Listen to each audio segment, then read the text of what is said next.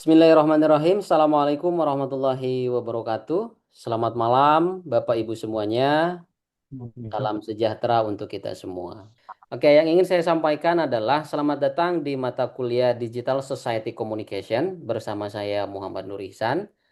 Yang selama satu semester ke depan kita akan belajar terkait dengan sosiologi komunikasi atau nama lainnya adalah Digital Society Communication.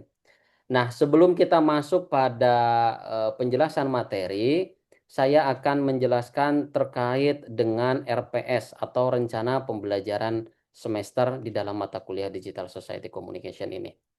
Yang perlu teman-teman perhatikan di dalam kita apa namanya belajar selama satu semester ke depan gitu ya, bahwa mata kuliah ini menjadi mata kuliah wajib pada program studi PJJ Komunikasi Universitas Siber Asia. Dan mata kuliah Digital Society Communication ini memiliki bobot 3 SKS. Nah, nanti teman-teman juga bisa melihat RPS yang sudah saya share di dalam LMS terkait dengan capaian pembelajaran, ya, kemudian capaian mata kuliah, apa saja yang harus dicapai oleh teman-teman selama satu semester ke depan, gitu ya. Nah, langsung saja saya akan menjelaskan secara garis besarnya. Di pertemuan pertama ini, kita akan mempelajari terkait dengan ruang lingkup Digital Society Communication. Tentu ya, capaian mata kuliah pada pertemuan pertama kali ini, teman-teman diharapkan mampu ya memahami ruang lingkup pengertian, tujuan, dan manfaat di dalam mempelajari Digital Society Communication ini. Yang kemudian nanti akan ada kuis yang setiap pekannya akan saya share sebagai bahan latihan di dalam memahami mata kuliah Digital Society Communication ini. Kemudian di pertemuan kedua ada materi terkait dengan perkembangan masyarakat komunikasi part pertama. Dilanjutkan ke pertemuan ketiga, ya ada part keduanya masih berbicara terkait dengan perkembangan masyarakat dan komunikasi. Di pertemuan keempat ada media dan komunikasi sosial pembangunan yang akan kita diskusikan, mungkin dalam bentuk diskusi, dalam bentuk presentasi, atau dalam bentuk FGD gitu ya. Di pertemuan kelima ada materi terkait literasi pada masyarakat digital. Di pertemuan keenam budaya masyarakat digital, bagaimana kita melihat dinamika atau perubahan budaya dari waktu ke waktu gitu ya. Dan di pertemuan ketujuh ada materi terkait dengan pendekatan teoritis komunikasi sosial pembangunan.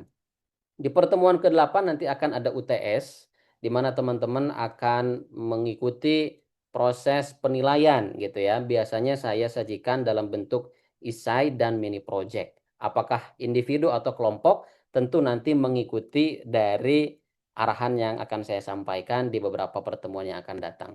Nah, teman-teman semuanya, di dalam satu semester kita mempelajari mata kuliah ini, tentu ada tugas yang harus dikerjakan. Biasanya saya memberikan tugas ini secara berkelompok. Mungkin teman-teman di sini boleh dari sekarang untuk mencari dulu nih ya, sekiranya teman-teman yang dianggap nyaman ya, bisa berkoordinasi dan berkomunikasi secara aktif dan lancar, itu dijadikan sebagai partner di dalam pengerjaan tugas kelompoknya yang akan tentu nanti saya akan sampaikan di minggu-minggu setelah UTS ya, di antara minggu ke-10 atau minggu ke-11. Oke, lanjut ke pertemuan 9 ada kajian gender dalam masyarakat, di pertemuan 10 ada perilaku menyimpang di dalam masyarakat part pertama, dan part keduanya akan kembali dibahas di dalam pertemuan ke-11. Di dalam pertemuan ke-12 ada materi terkait perubahan sosial dan kebudayaan. Nah, ini kita akan berbicara terkait dengan isu-isu atau topik-topik terhangat ya. Biasanya ya ini menjadi salah satu perhatian kita, baik itu di dalam media sosial, di dalam media massa maupun di dalam realitas kehidupan secara nyata gitu ya. Di pertemuan ke-13 ada diferensiasi dan kemajemukan sosial part pertama. Kita akan lebih melakukan observasi sosial terkait dengan perbedaan-perbedaan yang terjadi. Kemudian kita juga akan melihat pada pola dan proses komunikasi sosial yang terbentuk. Dan di part keduanya kita akan melanjutkan pembahasan di pertemuan ke-14. sampai akhirnya kita bertemu nanti di pertemuan ke-15 ada materi terkait dengan masalah-masalah sosial di media massa gitu ya. Nah, tentu harapan saya dengan teman-teman memahami roadmap pembelajaran selama 1 semester ke depan, teman-teman dapat mempersiapkan dari sisi referensi mungkin atau dari sisi contoh ya, contoh kasus, studi kasus yang bisa kita angkat ya ke dalam ruang kelas di dalam mata kuliah ini sebagai bahan diskusi, bahan elaborasi bersama yang kemudian menjadi satu pengetahuan di dalam kita membuka wawasan kita menjadi lebih luas lagi. Teman-teman semuanya, ini adalah referensi utama yang saya gunakan di dalam menyusun bahan ajar pada mata kuliah Digital Society Communication. Ada buku misalkan dari Bungin Burhan ya terkait sosiologi komunikasi dan juga e-jurnal, e-book ataupun buku-buku yang lain boleh teman-teman untuk mengadaptasi daripada referensi yang saya gunakan atau juga menggunakan referensi dari luar gitu ya selain yang tercantum di dalam RPS ini. Nah, selain itu, teman-teman, silahkan untuk bisa mempelajari di bagian bawah RPS itu ada rubrik penilaian. Nah, rubrik penilaian ini menjadi indikator teman-teman nanti di akhir perkuliahan akan mendapatkan nilai A, A min, B plus, B atau B min.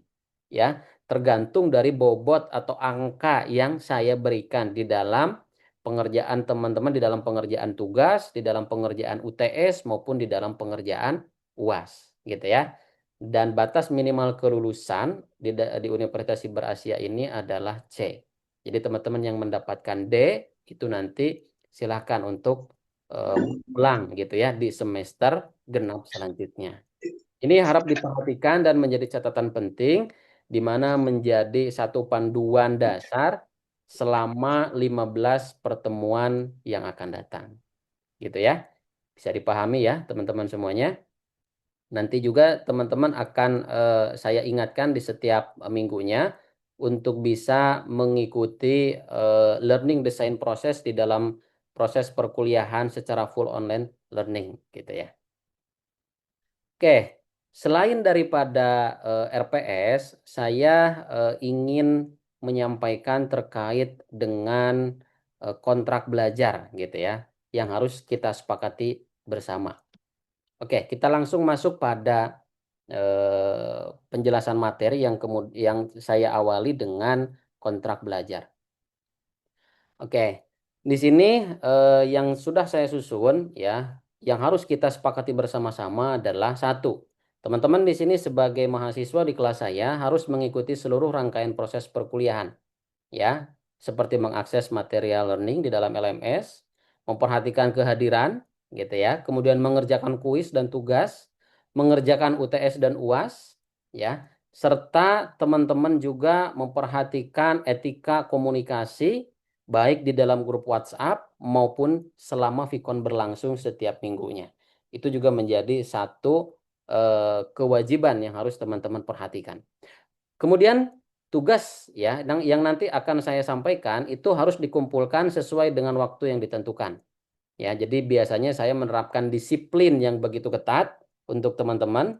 Adanya keterlambatan, ya, adanya keteledoran teman-teman di dalam mengumpulkan UAS, maka ada pengurangan bobot penilaian atau bahkan sama sekali saya tidak memberikan nilai ya di dalam pemberian tugas tersebut. Kemudian tugas dikerjakan sendiri ya bila mana sifatnya individu ataupun dikerjakan secara kelompok bila mana sifatnya itu secara kelompok. Dan ketika tugas itu bersifat kelompok, teman-teman wajib memberikan kontribusi yang aktif. Apakah itu dalam bentuk mini project, contohnya membuat proposal, membuat sebuah kampanye sosial ataupun bentuk-bentuk yang lainnya. Dan saya menekankan teman-teman untuk bisa memberikan kontribusi yang nyata gitu ya dengan tidak mengerdilkan kemampuannya sendiri melalui praktik-praktik yang tidak dibenarkan. Contohnya copy paste ya atau melakukan plagiarisme. Apalagi sekarang itu banyak sekali tools-tools AI yang bisa kita gunakan. AI itu sebetulnya hanya membantu kita untuk menemukan gagasan atau ide saja, bukan mewakili kita untuk membuat sebuah karya. Jadi saya tekankan jangan mengerdilkan kemampuan diri sendiri dengan melakukan jalan pintas yaitu menggunakan tools-tools AI untuk pemenuhan kewajibannya mengerjakan tugas UTS maupun UAS. Oke, selanjutnya batas waktu komplain mengenai nilai akhir bila mana suatu saat ada yang ingin dikonfirmasi, saya berikan maksimal 1 minggu setelah nilai itu muncul di dalam siakan. Ya, lewat dari 1 minggu maka nilai tidak bisa diubah. Kemudian mahasiswa tidak dibenarkan membagikan informasi kepada siapapun jika bukan wewenang atau kapasitasnya. Segala kepentingan, segala keperluan terkait dengan mata kuliah Digital Society Communication harap dikomunikasikan terlebih dahulu dengan saya sebagai dosen pengampunya, gitu ya. Kemudian, mahasiswa diperbolehkan mengingatkan dosen apabila ada sesuatu yang terlupa atau tertinggal atau keliru. Misalkan, keliru di dalam penginputan nilai, keliru di dalam penginputan presensi, keliru di dalam mengupload materi, dan lain sebagainya. Dan terkait dengan bobot presentasi, ya, penilaian, tugas itu 20%, UTS itu 20%, UAS itu 30%, ya, serta sikap dan presensi itu 30%. Berarti bobot tertinggi ada di dalam UAS dan kehadiran, ya, UAS dan kehadiran. Jadi teman-teman memiliki nilai tugas UTS UAS-nya tinggi, tetapi kehadirannya nanti rendah, itu akan mempengaruhi pada maksimal dan tidaknya nilai yang diperoleh. Juga mempengaruhi pada kelulusan teman-teman di dalam mata kuliah ini. Oke, sampai di sini terkait dengan RPS yang sudah tadi saya sampaikan juga terkait dengan kontrak belajar. Apakah bisa dipahami atau ada yang ingin ditanyakan? Silakan, ada yang ingin ditanyakan? Bisa dipahami, Pak? Bisa dipahami Cukup ya? jelas, Pak. Cukup jelas ya. Bisa Ya, diterima kesepakatan yang kita buat malam hari ini? bisa, Pak, bisa. Bisa, Pak. Bisa, Pak. Kita lanjut ya. Teman-teman semuanya, Bapak Ibu yang saya banggakan, eh ini adalah beberapa referensi utama ya di dalam mata kuliah Digital Society Communication. Tentunya nanti akan ada elaborasi, itu sangat dimungkinkan gitu ya, yang bisa saja datang dari Bapak Ibu atau teman-teman di sini. Karena saya mengupayakan ya metode pembelajarannya itu secara SCL ya, Student Centered Learning. Artinya proses pembelajaran tidak menitik beratkan pada dosen, tetapi kita semuanya memiliki kesempatan yang sama untuk memberikan sudut pandang, memberikan gagasan, opini, argumen di dalam melihat satu isu atau fenomena yang memiliki relevansinya di dalam mata kuliah ini. Ya, oke, Bapak Ibu semuanya, seperti yang tadi saya sampaikan di dalam RPS, ya, ada CPMK dan ada sub CPMK. Di pertemuan pertama kali ini saya mengalokasikan gitu ya harapan saya ataupun capaian-capaian yang memang harus terpenuhi gitu ya. Di sini teman-teman harus mampu memahami ruang lingkup, pengertian, tujuan dan manfaat mempelajari Digital Society Communication. Tentu CPMK di setiap perkuliahan akan berbeda gitu ya. Nah, karena kita baru ada di pertemuan pertama, CPMK yang ingin saya tekankan, teman-teman dapat memahami ruang lingkup, pengertian, tujuan, manfaat di dalam mempelajari sosiologi komunikasi atau bahasa lainnya Digital Society Communication. Oke, berkaitan dengan mata kuliah Digital Society Communication atau bahasa sederhananya adalah sosiologi komunikasi. Apa yang ada di dalam benak teman-teman terkait dengan sosiologi komunikasi? Silakan, Mas Adi Pranata. Pada intinya sih ini, Pak, pola komunikasi manusia di era digital. Pola Entah itu melalui komunikasi manusia di era digital. Contohnya gimana? Yang dimaksud dengan pola komunikasi manusia di era digital itu seperti apa? entah terjadi di melalui media sosial, aplikasi pesan atau platform online bisa juga, Pak, seperti itu. Di kehidupan sehari-hari. Oke, oke kita tampung. Sementara kita tampung Mas Adi, kemudian apa pandangan Mbak Nyimas Hmm, terkait Digital Society Communication? Baik, Pak. Terima kasih. Menurut saya, cara kita berinteraksi atau berbagi informasi melalui media sosial. Contohnya, kita menggunakan media sosial sehari-hari seperti Facebook dan TikTok dan lain sebagainya. Oke, menarik. Saya ingin menyimpulkan sementara bahwa Digital Society Communication ini merupakan konsep baru gitu ya, pengembangan daripada sosiologi komunikasi. Sebelum kita membahas pada hal-hal yang bersifat digital, kita juga harus berangkat daripada konsep fundamentalnya gitu ya, bahwa sosiologi komunikasi secara garis besar juga secara umum menjelaskan terkait dengan struktur komunikasi atau pola komunikasi sosial yang terjadi di dalam ruang lingkup sosial. Nah, kalau berbicara sosial, maka ruang lingkup di dalam mata kuliah ini juga cukup luas, gitu ya. Kalau kita merujuk pada ruang lingkup yang tersaji di depan layar teman-teman di sini, gitu ya. Pengertian tujuan dan manfaat mempelajari komunikasi pada masyarakat digital ini mengarah pada pola komunikasi sosial yang terbentuk, baik antara individu dengan individu, individu dengan kelompok, maupun kelompok dengan kelompok, atau kelompok dengan publik, gitu ya. Nah, yang ingin saya tekankan di sini bahwa di dalam mata kuliah Digital Society Communication, kita akan mempelajari semua level komunikasi, mulai dari komunikasi intrapersonal, komunikasi interpersonal, komunikasi kelompok, komunikasi organisasi, sampai komunikasi massa. Selain itu, kita juga dapat melihat perkembangan dan pergeseran pola komunikasi pada masyarakat digital. Ya, kita juga harus berangkat dari tadi konsep dasarnya gitu ya, landasan konseptualnya, bahwa adanya pergeseran atau perkembangan pola komunikasi yang harus kita lihat tanpa adanya embel-embel digital dulu nih. Gimana pola komunikasi keluarga zaman dulu, kemudian kita komparasikan dengan pola komunikasi masyarakat digital saat ini. Gitu ya. Misalkan, oh komunikasi keluarga di zaman dulu itu lebih bersifat interaktif, dua arah gitu ya, terjalin dengan komunikasi asertif, katakan seperti itu ya. Tetapi kalau kita melihat fenomena yang saat ini terjadi di dalam satu rumah, masing-masing anggota keluarga itu sibuk dengan HP-nya sendiri, contohnya seperti itu ya. Kemudian juga komunikasi secara lisannya juga memiliki pergeseran atau perubahan pola. Ya, misalkan satu keluarga tinggal di dalam satu rumah dengan dua tingkat gitu ya, dua tingkat rumah.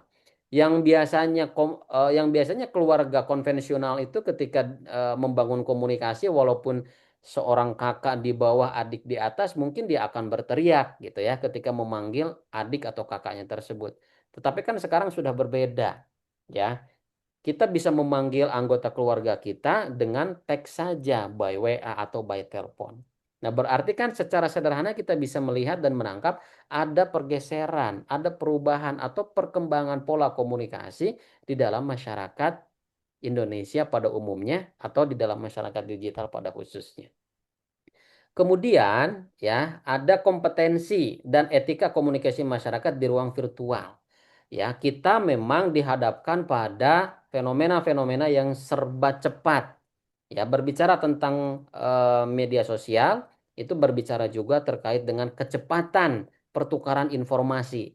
Tadi Ibu Winarni mengatakan bahwa ada perubahan atau pertukaran informasi. Nah, informasi ini sangat cepat terjadi gitu ya, yang mudah kita temukan di dalam media digital ataupun media sosial.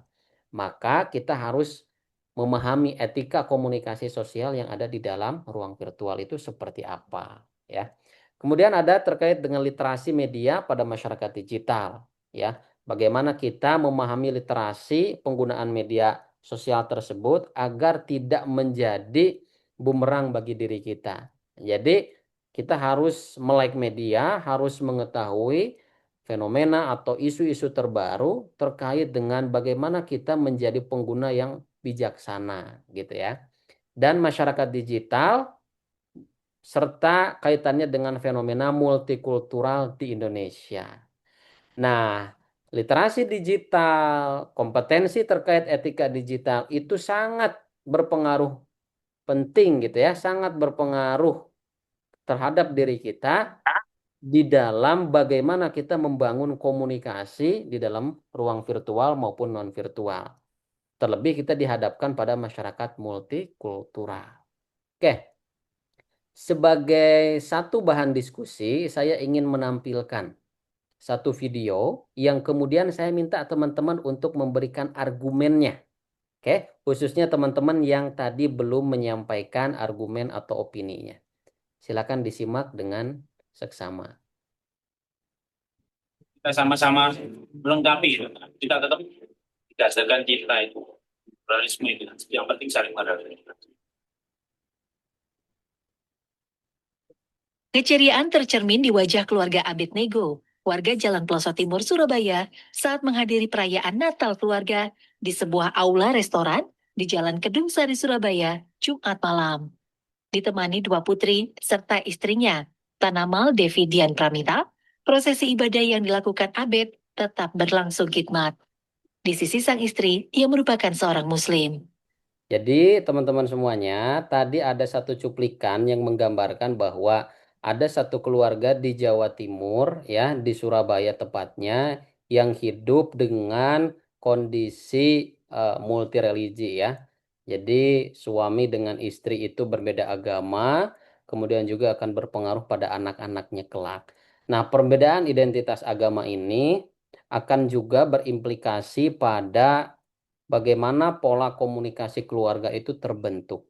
Nah, saya ingin meminta pendapat, argumen, hasil analisa sederhana teman-teman, bagaimana teman-teman memandang fenomena keluarga multireligi tersebut. Silakan, ada yang ingin memberikan argumennya. Khususnya dari Sudah, Pak. pola komunikasi yang akan terbentuk. Silakan, gimana Mbak Sabita? Baik, Pak Izan, sebelumnya terima kasih banyak untuk kesempatannya. Mungkin kalau dari saya, pola komunikasi yang ada di keluarga tersebut itu adanya pola komunikasi yang inklusif dan toleran. Nah, kenapa? Karena kan melihat di Indonesia ini sangat minim sekali toleransi dalam berbagai agama ya, Pak ya. Contoh kecilnya, agama minoritas di Indonesia itu banyak didiskriminasi. Contoh kecilnya seperti izin penggunaan gereja untuk ibadah kan banyak dikecam oleh warga-warga mayoritas ya Pak ya. Mungkin dari keluarga ini kita bisa melihat bahwa adanya toleransi yang sangat tinggi karena mengapa di dalam keluarga ini kan tadi berbeda agama di antara anggota keluarganya. Nah, saya juga punya salah satu teman yang bapak dan ibunya itu berbeda agama. Jadi dia pada saat Idul Fitri ikut Lebaran, pada saat Natal juga dia merayakan Natal gitu. Nah, mengenai komunikasinya itu kalau menurut saya harus dibentuk dialog sejak awal. Nah, contohnya itu eh, sebagai orang tua harus membiasakan berdiskusi dengan anak gitu. Em, apa memahami dan mendengarkan perbedaan dari sudut pandang anak dengan orang tua yang berbeda agama tersebut gitu. Kemudian menurut saya itu bisa menggunakan pola komunikasi yang demokratis. Nah, jadi intinya si anak ini ke orang tua ini bisa memberikan kesempatan yang sama gitu antara anak yang satu dengan anak yang lainnya atau dengan anggota keluarga yang lainnya gitu. Jadi intinya si anak ini bisa memilih gitu agama mana yang mau si anak itu apa namanya apa ya yang si anak itu mau pilih gitu agamanya mana agama yang mau dia pilih untuk hidupnya gitu. Nah, lalu yang ketiga menurut saya harus didukung oleh sikap saling menghormati antara anak dengan orang tua. Semisal oh, contohnya aja ini Pak kan ada artis yang kakak dengan adiknya itu beda agama. Contohnya Nana Mirdad dengan Kanang Mirdad. Nah, Kanang Mirdad ini kan ikut agama ayahnya, yakni agama Islam, sedangkan Nana Mirdad ini ikut dengan agama ibunya, yakni Kristen. Nah, eh, tapi yang saya lihat dari keluarga ini, mereka itu menjunjung tinggi sikap saling menghormati, walaupun mereka berbeda agama gitu. Jadi pada saat Lebaran, mereka sekeluarga itu ikut merayakan juga, ikut menghargai hari raya Idul Fitri. Begitupun sebaliknya, ketika hari Natal, keluarga dari Kenang Mirdad ini juga ikut merayakan gitu. Maksudnya merayakan dengan sewajarnya, enggak yang ikut ibadah ke gereja atau gimana, tapi ikut berkumpul gitu. Walaupun mereka ini berbeda secara agama, tapi mereka ini mempunyai sikap saling menghormati yang sangat tinggi gitu.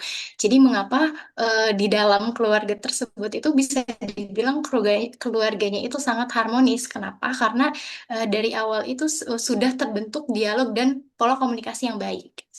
Mungkin penjelasan dari saya cukup. Sekian Pak, terima kasih banyak. Menarik sekali bahwa harus ada keterbukaan gitu ya antara orang tua dengan anak, di mana perbedaan identitas agama ini sejatinya tidak menjadi hambatan gitu ya, Mbak Sabita gitu ya.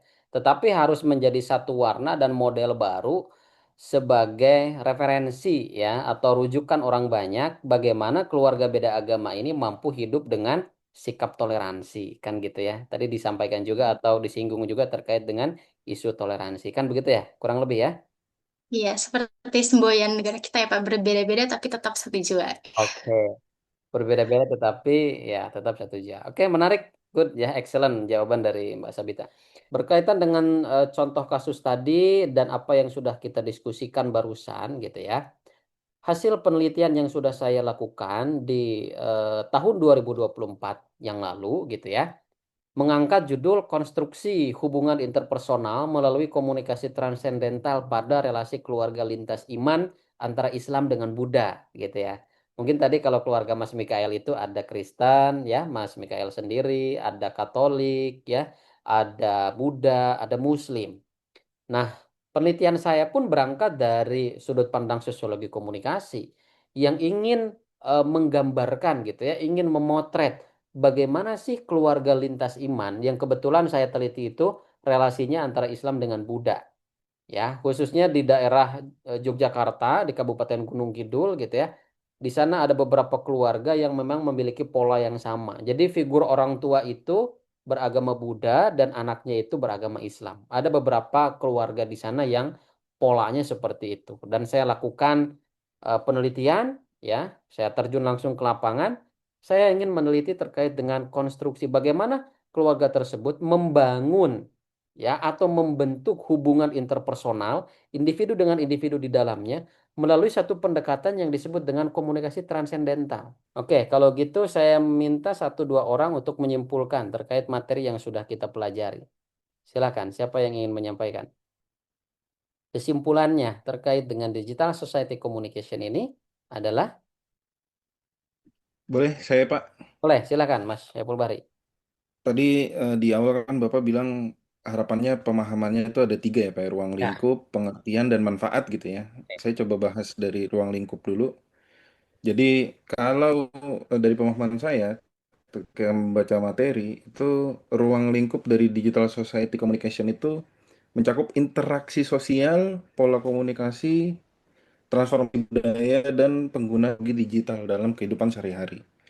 Jadi hal-hal tadi itu di sini di digital society communication kita itu mempelajari gimana cara manusia itu berkomunikasi, berpikir, bertindak, dan membentuk identitas di dunia digital saat ini. Nah, jadi yang kedua kalau pengertiannya, pemahaman saya jadinya itu ya, eh, komunikasi digital society communication itu adalah tentang pola komunikasi di masyarakat yang kehidupannya bergantung dengan teknologi. Dan di mana komunikasinya ini bersifat cepat, masif, interaktif, dan tadi melibatkan algoritma gitu. Hmm.